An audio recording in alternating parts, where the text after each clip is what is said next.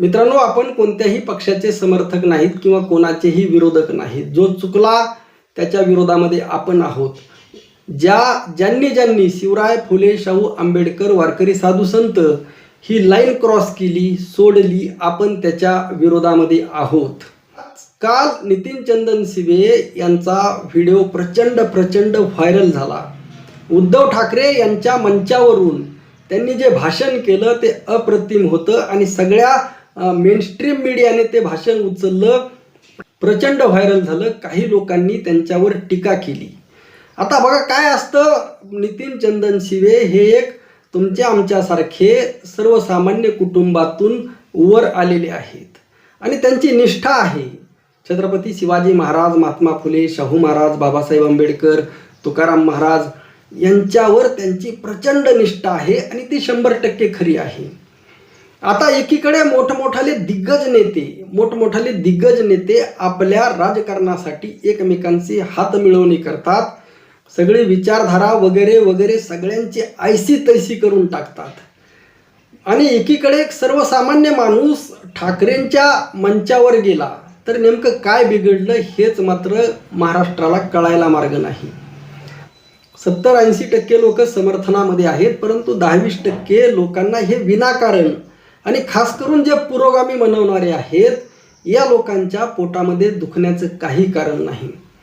मी हमेशा सांगत आलेलो आहे की जर आपण संख्यावाईज आकडेवारी जर काढली तर शिवराय फुले शाहू आंबेडकर आणि वारकरी साधू संत यांना मानणाऱ्यांची संख्या या देशामध्ये 85% आहे.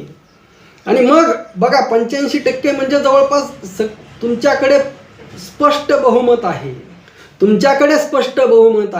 तुम्ही तुकोबारायांचे वारस आहात, बाबासाहेबांचे वारस आहात, शिवाजी महाराजांचे वारस आहात.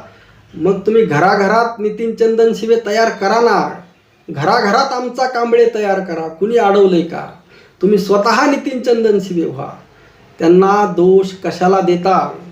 आणि आपल्यातील एखादा माणूस जर मोठा होत असेल, त्याची वाहवा होत असेल, तर कोणाच्याही पोटात दुखणं म्हणजे मित्रांनो म्हणजे तुम्ही माणूस आहात की नाही बघा. म्हणजे तुम्हाला नेमकी विचारधारा कळलेली आहे की नाही.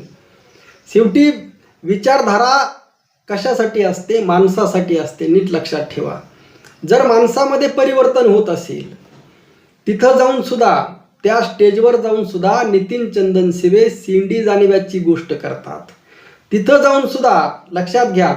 आणि प्रबोधनकार ठाकरे यांचा वारसा तर सगळ्या पुरोगामी मंडळींना मान्य आहे आणि तोच वारसा जर तिथं त्या ठाकरेंच्या स्टेजवर जाऊन जर सांगत असतील, आता बघा तिथं जाऊन जर अशोक खरातच्या विरोधामध्ये बोलण्याची हिंमत होत असेल, तिथं जाऊन जर बागेश्वरच्या धीरेंद्र शास्त्रीच्या विरोधामध्ये जर ते बोलत असतील, ज्या धीरेंद्र शास्त्रीने आत्ताच छत्रपती शिवाजी महाराजांचा अपमान केला या महाराष्ट्रामध्ये आणि त्याला संरक्षण देण्याचं काम भारतीय जनता पार्टीने केलं, देवेंद्र फडणवीस यांनी केलं. म्हणजे या महाराष्ट्रामध्ये जो व्यक्ती छत्रपती शिवाजी महाराजांचा अपमान करेल त्याला संरक्षण देण्याचं काम कोण करत असतील तर ते केवळ आणि केवळ देवेंद्र फडणवीस. आणि बघा वारकरी संप्रदायामध्ये सुद्धा 90% लोक हे धीरेंद्र शास्त्रीचे समर्थक होते. आता त्यांनी छत्रपती शिवाजी महाराजांचा अपमान केल्यामुळे थोडं 50-50 डिवायडेशन झालेलं आहे. तरी सुद्धा आजही 50% त्या धीरेंद्र शास्त्रीचे समर्थक आहेत. बघा आता भागवत कथा, गीता भागवत करीती श्रवण अखंड चिंतन विठोबाचे, तुकोबारायांनी सुद्धा सांगितलेलं आहे. भागवत कथेमध्ये किंवा रामायण कथेमध्ये जर तिथं बागेश्वर धीरेंद्र शास्त्रीच्या भक्तांच्या अंगामध्ये जर येत असेल, सगळा जणू काय दरबार असा वाटतं तिथं कथा सुरू आहे की भूतांचा दरबार भरलेला आहे. तुकोबारायांनी सांगितलं होतं, डोई वाढवणी केस भूते आणि ती अंगास, नव्हती ते संतजन तेथे नाही आत्मखून.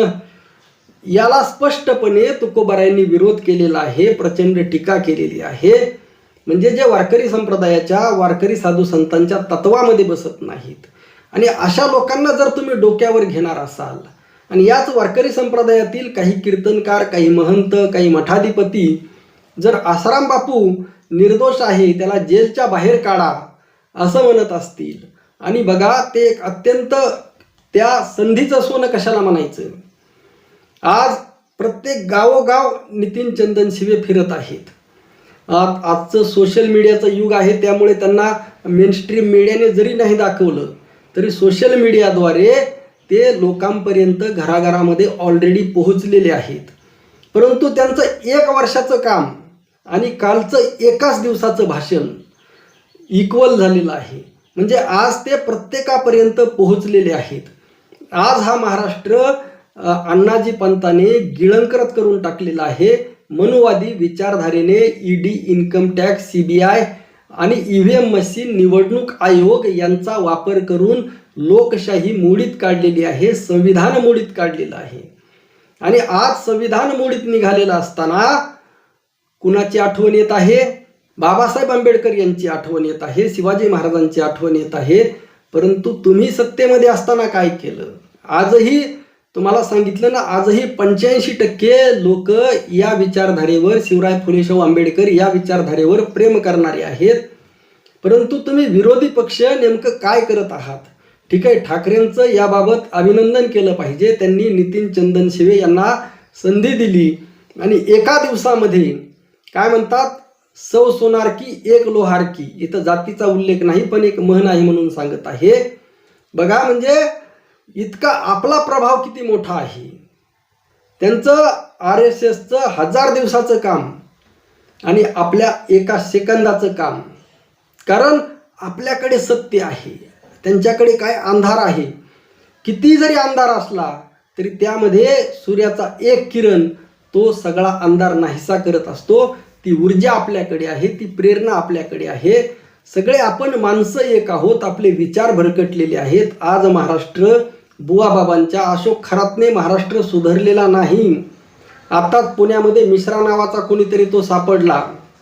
कालच परभणीमध्ये 16 लोक त्या सभामंडपाखाली देव आला का वाचवायला, त्याच्याविषयी मी तुम्हाला अगोदरच्या व्हिडिओमध्ये बोललेलो आहे. मित्रांनो, हे सगळे विषय लक्षात घ्या. आज बहुजन समाजाला फसवलं जात आहे, नागवलं जात आहे. आणि या लोकांनी जो लोकशाहीवर, संविधानावर, शासकीय यंत्रणेवर कब्जा मारून ठेवलेला आहे आणि यांना ही सत्ता सोडायची नाही. त्यामुळे बघा, आपण काही त्यांचे विरोधक नाहीत. आपला विरोध हा वैचारिक आहे. कारण हे लोक शिवाजी महाराजांचा, बाबासाहेबांचा, वारकरी साधू संतांचा अपमान करतात. जो तुकोबारायांनी जी मंबाजीच्या विरोधामध्ये भूमिका घेतली होती आणि त्या मंबाजीचं वारसदार हे सरकार आहे, त्यामुळे आपल्याला बोलावं लागत आहे.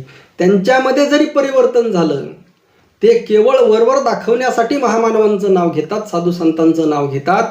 परंतु खरं जर त्यांच्यामध्ये परिवर्तन झालं तर त्यांचं सुद्धा स्वागत आहे. परंतु ते होणार नाही हे सुद्धा आपल्याला माहीत आहे, त्यामुळे बोलावं लागत आहे. त्यामुळे तुम्ही काही जणांना जे 4-2 लोक विरोध करत आहेत नितीन चंदन शिवे यांना फक्त एकच सांगणं आहे, अरे तुम्हाला जर अडचण असेल तर तुम्ही नितीन चंदन शिवे व्हा, तुम्ही आमचा कांबळे व्हा. तुम्हाला कुणी अडवलेलं आहे का? घराघरामध्ये आपली ताकद एवढी असली पाहिजे. आज एका नितीन चंदन शिवेंची गरज ठाकरेंना पडली आणि मग तुम्ही घराघरामध्ये तुम्ही लाखो नाही करोडोमध्ये नितीन चंदन शिवे तयार करा. आणि मग तुमचे असे 100 जरी ठाकरेंनी नेले किंवा कुणी अन्य पक्षांनी नेले तरी सुद्धा नितीन चंदन शिवेची कमी नाही पडली पाहिजे, विचारांची कमी नाही पडली पाहिजे. त्यामुळेच वारकरी साधू संतांनी सांगितलं की तुम्ही कमी पडू नका, तुम्ही भरपूर व्हा, प्रत्येक जण व्हा, प्रत्येक गल्लीत, प्रत्येक गावात प्रत्येक जण या विचारधारेचा व्हा. म्हणजे RSSची विचारधारा गळून पडेल. ज्या पद्धतीने नाही विलाजास्तव का होईना RSSला बाबासाहेब आंबेडकर यांना प्रातस्मरणीय म्हणावं लागतं, त्याच पद्धतीने त्यांचे विचार सुद्धा प्रातस्मरणीय म्हणावे लागतील. ते संख्येच्या जीवावर. तुमची संख्या आहे ती विचाराने व्हा. केवळ महात्मा फुलेंचं नाव घेतल्याने कोणी सत्यशोधक होत नसतो. तुम्ही जर एकीकडे महात्मा फुलेंचं नाव घ्यायचं आणि दुसरीकडे जाऊन कर्मकांड करायची, श्राद्ध करायचं, पिंडदान करायचं, वगैरे वगैरे कर्मकांड करायचं, योग यात होम हवन करायचं, याला अर्थ नसतो. आचरण महत्त्वाचं आहे, तुम्ही कसं वागता ते महत्त्वाचं आहे. तुम्ही महात्मा फुलेंनी दाखवलेल्या मार्गावर चालता का याला महत्त्व आहे. आणि नावं ठेवण्यापेक्षा घराघरामध्ये आमचा कांबळे तयार करा, तरच तुमचं राज्य येईल, तरच संविधानवादी राज्य येईल, तरच संविधानाची 100% अंमलबजावणी होईल आणि ओमराजेंसारखी स्थिती होणार नाही. आज एक खासदार असून सुद्धा ओमराजेंची काय स्थिती आहे, त्यांच्या बापाला कोणी मारलं कळायला मार्ग नाही. आणि मग येथे सर्वसामान्यांचं काय? सर्वसामान्यांना कोण न्याय देईल? ही लोकशाही आहे का? याला लोकशाही म्हणत नाहीत. बघा, बाबासाहेब आंबेडकर यांचा इंटरव्ह्यू आहे BBC न्यूजवर, तो पहा, म्हणजे तुमच्या लक्षामध्ये येईल. आपलं मत नक्की कळवा. रामकृष्ण हरी. जय जगद्गुरू. जय शिवराय. जय भीम.